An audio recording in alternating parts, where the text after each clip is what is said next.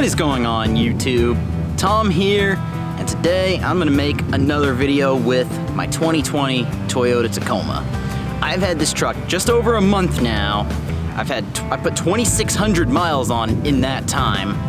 So I figured now is as good as ever to make a video that I like to make with every vehicle I get. And that's 5 things I hate about this truck. Now, before I kind of get into the content of today's video, I want to say this. Number 1, I do not hate this truck. Why would I spend, $40,000 on a pickup truck if I hate it? Believe me, that's kind of pointless. Number 2, yes, I test drove this truck before I bought it, so I don't need to hear the, why didn't you test drive it? Believe me, I test drove it. So I knew exactly some of these features going into it, and others were not things you were going to notice on the test drive. Some of this stuff you were only going to discover really after owning the truck for a while. 2,600 miles, there's things you might not notice the first time you sit in it that you start noticing after you've driven it a while. And number 3, I really love this truck. I don't plan to sell it anytime soon. I mean, obviously I owe way too much money on it anyway, and plus I've lost a hit in depreciation for buying a brand new truck, so believe me, this is easily my favorite truck I've ever owned.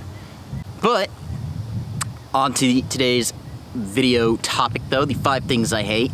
Now first of all, these 5 things are not in any particular order, but they are definitely 5 things I don't strongly dislike about the truck that if you were to buy one like it, I suspect a lot of people wouldn't like these things either.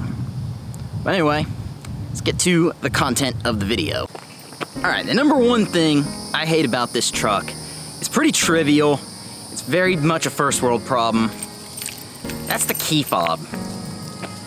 So, they use this terrible key fob. A lot of people know this truck is a 2020 Tacoma TRD off-road with the premium package. This is not a premium key fob in the slightest bit. This is like the same key fob as a Corolla. Now, what annoys me about this, my truck is a manual, so therefore I don't get the option of push button start. For whatever reason, manuals don't get it. If you get an automatic version of the same truck, instead of this key fob, you get push button start, which is very nice to have, especially at that price point. In 2020, $40,000 is not necessarily a lot of money for a vehicle anymore, but it's still a nice pretty penny. So it'd be nice if it had a key that matched. My other vehicle, my weekend car, is a 2018 Mustang. Costs actually a little more than this truck. Even the base version of that, which is high 20s, all models of that, manual or automatic, get a push button start. It's just kind of annoying that a truck in this price range, or vehicle in general in this price range, gets this. This looks like something out of like mid-2000s. This is a 2020 and the key looks like it's off of about a 2005. Just kind of frustrating, like, dear Toyota. And this is nothing new with Tacomas. They've always had kind of a terrible key.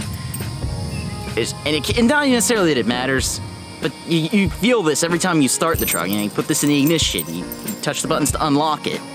It just feels like they could have done a lot better for something with so-called of a premium package.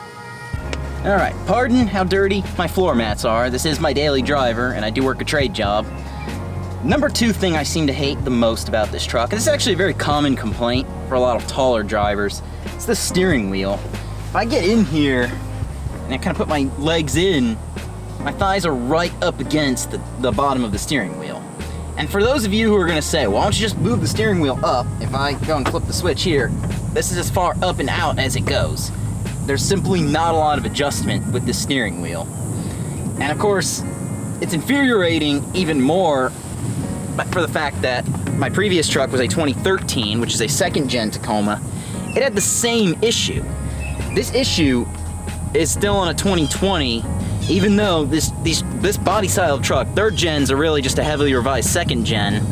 This body style truck has been out since 2005, and trucks since 2005 continue to have this exact issue. It's annoying. When I have my work boots on, I kind of have to scrape the bottom of the steering wheel, and I'm like, that's gonna wear this out over time. It's infuriating that they haven't fixed it. It seems like they would make a little more adjustment, they'd lower the seat a little bit. There's ways they could have fixed this. But no, Toyota insists on leaving that.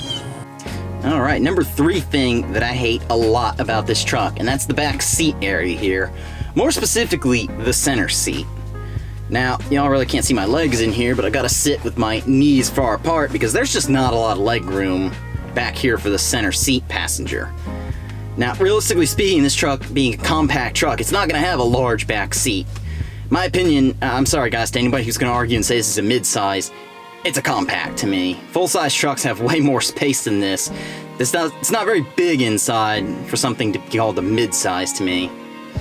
But sitting back here, this cup holder arrangement, it comes very far back to the point where you don't get a lot of center space.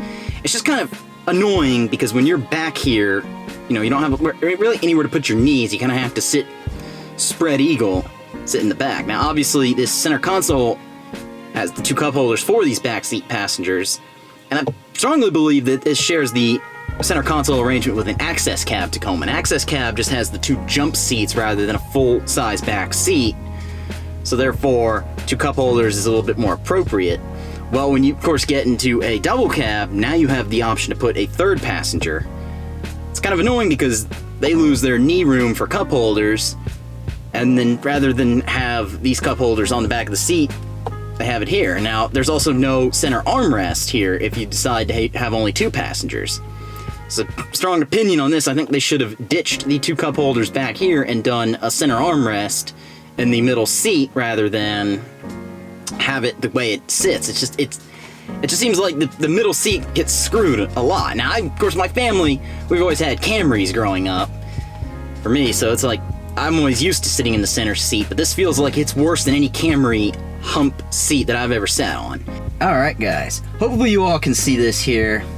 The number 4 thing that I hate the most with this truck is this shifter. More importantly, this being a manual, a 6-speed, it has reverse next to first gear, like a lot of 6-speeds. It's quite infuriating because Toyota insists on not using a reverse lockout. So to put it into first, you kind of gently just push the shifter up into first, and to put in reverse, you simply push harder to get it into reverse. You just kind of do that. It's kind of frustrating, because if you're at a red light, and you're sitting in neutral, oh, light turned green, it's very easy to just suddenly accidentally put it in reverse. It's happened to me a couple of times already, and I've looked up, I'm not the only one with this issue. It just seems like it would have cost Toyota like a couple more bucks per truck to put a reverse lockout on it. Instead, when you have the truck running, you put it in reverse, there's a beep to let you know you're in reverse rather than first. It's just kind of like, why do they not just go ahead and put an actual first versus reverse? It just seems like it's annoying. It's an annoying configuration. They could have done this way better.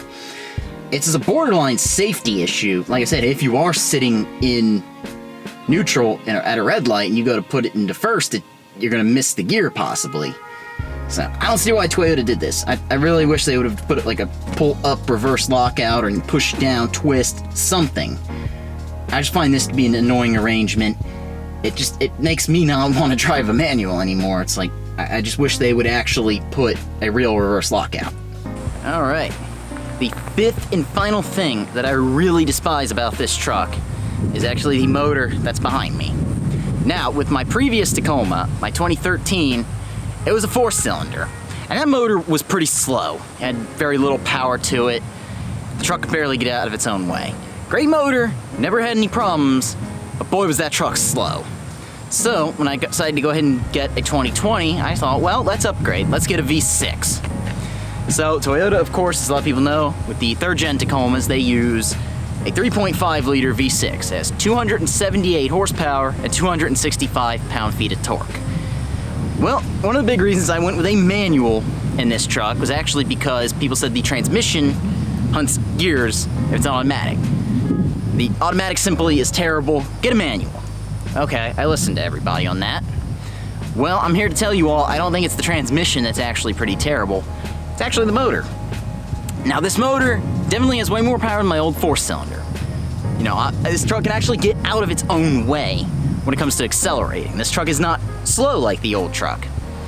But if you're down below about 2,000 RPM, it's a dog. You will bog hard with this motor. So you kind of have to end up revving it out all the time. I find myself shifting, 4,000, 4,500 RPM or so if I'm in a hurry. You just basically have to do that to get it out of its own way. Now, of course, that's kind of how you end up having to drive a 4-cylinder. So this motor, it's for V6 with a lot of power. You end up driving it just like a 4-cylinder and revving it all the way out. It's just kind of annoying that you pay all that extra money for a V6 and you really don't feel a lot of power. And it's just kind of annoying to have that little bit of low-end torque. And the problem with this motor is, 265, it's actually only one more torque than the old 4-liter V6 that this motor replaces. So it's kind of annoying that you don't have a whole lot more torque. You get a lot better gas mileage, but that little torque just annoys you. I found that if this motor had a lot more torque, it'd be a lot better to drive this truck. Now, it's not dangerous to drive by any means. It's not too totally slow, but it just definitely needs that low end, so you don't have to drive it like a 4-cylinder. And in fact, 265 pound-feet of torque, that's actually the worst in-class torque for a V6 or equivalent motor. Every other V6 truck right now has way more torque, and even the Ford Ranger with its 4-cylinder EcoBoost, it even has more torque than this motor. Better than a 4-cylinder by far, but definitely not on par with a lot of the other V6s. The gas mileage is definitely there. This V6 gets the same gas mileage as my old 4-cylinder, but it just needs torque. Alright guys, hopefully you all enjoyed this video on 5 things that I dislike about my 2020 Tacoma. Once again, like I said, I do not hate this truck at all. In fact, of course, I plan to continue making a lot of content with it.